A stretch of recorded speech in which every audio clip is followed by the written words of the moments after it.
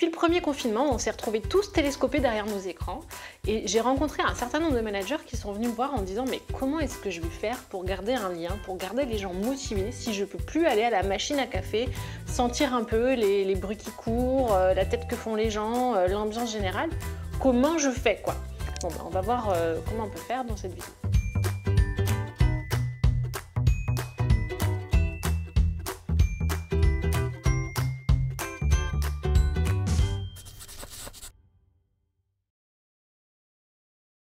Alors si vous posez la question de comment garder les gens dans le bateau alors que vous ne les voyez pas, je pense que vous vous posez la mauvaise question. Pourquoi? Parce qu'en fait, la problématique, la question qu'il y a derrière, c'est comment est-ce que je peux faire en sorte que cette personne fasse ceci ou fasse cela. Donc c'est, si on déconstruit, même si c'est ce qui vous est demandé par l'organisation pour laquelle vous travaillez, si on déconstruit, c'est une volonté de contrôle d'une personne pour qu'elle exécute quelque chose, pour qu'elle fasse quelque chose. Il n'y a rien de mal à ça quand vous êtes dans une organisation et qu'on vous demande d'exécuter quelque chose, tout est normal, mais le problème, c'est que d'attaquer le problème de manière directe comme ça, c'est complètement contre-productif parce que la motivation, c'est pas quelque chose qui peut se contrôler. En d'autres termes, on ne peut pas forcer les gens à avoir envie de travailler. Même eux, ils n'y arrivent pas. Même eux, ils aimeraient bien avoir envie de bosser, mais des jours, ils se lèvent et ben, ils n'y arrivent pas. Ça vous est déjà arrivé, ça, un jour où vous vous levez, il y a une montagne de boulot comme ça et vous avez juste pas envie de bosser. Ben, ça arrive. Donc comment est-ce qu'on peut faire pour aller récupérer et jouer sur le levier de la motivation? C'est certainement pas par le contrôle, ça ne marche pas. Ce que vous pouvez faire, en revanche, c'est transposer le plus possible ce que vous faisiez en présentiel sur des options distancielles. Et en gros, ce que vous faisiez, c'est quoi? C'était capter des signaux faibles. Pour pouvoir capter des signaux faibles sur Zoom, eh ben, il faut juste provoquer les moments où ces signaux faibles vont pouvoir sortir. Donc c'est pour ça que les pratiques d'inclusion et d'exclusion, de check-in ou de check-out, en début et en fin de journée par exemple, peuvent être super utiles. Un petit quart d'heure au début, comment ça va aujourd'hui, comment tu te sens, et c'est pas du contrôle sur qu'est-ce que tu vas faire, c'est vraiment comment est-ce que tu rentres dans ta journée, avec quoi tu viens, comment est-ce qu'on peut t'aider pour faire mieux.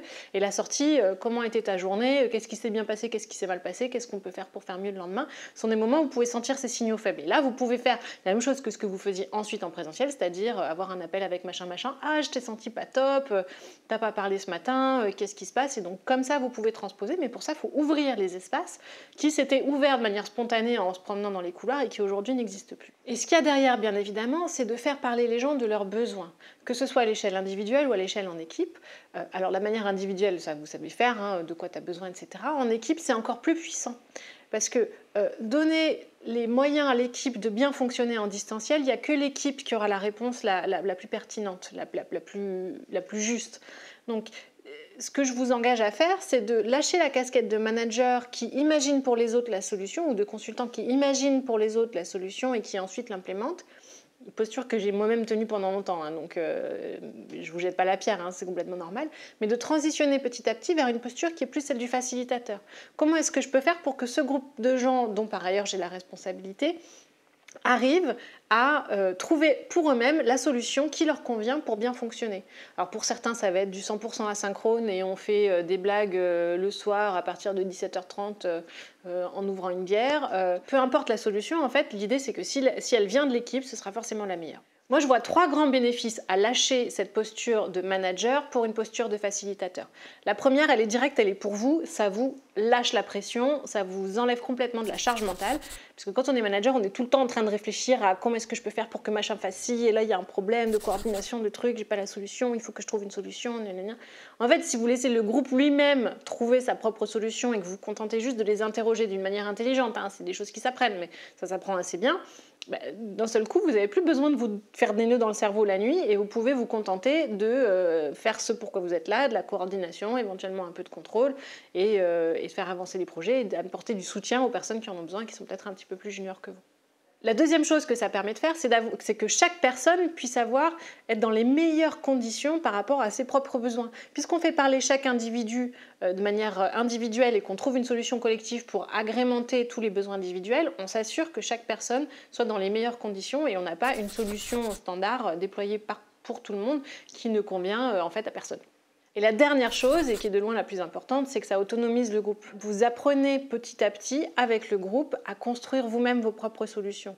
Donc on n'a plus besoin de sauveurs, on n'a plus besoin de victimes, on n'a plus besoin de bourreaux, on sort du triangle de Karpman complètement, et on peut rentrer dans un truc où en fait l'équipe a ses propres moyens de grandir toute seule. Et il n'y a rien de plus performant qu'un groupe qui est capable de s'autoréguler tout seul. Vraiment. Voilà, j'espère que ces petits tips vous auront aidé. Si c'est le cas, n'oubliez pas de mettre le petit pouce, de vous inscrire, ça nous aide vraiment à faire vivre la chaîne. Et je vous retrouve à la prochaine vidéo. Bye bye!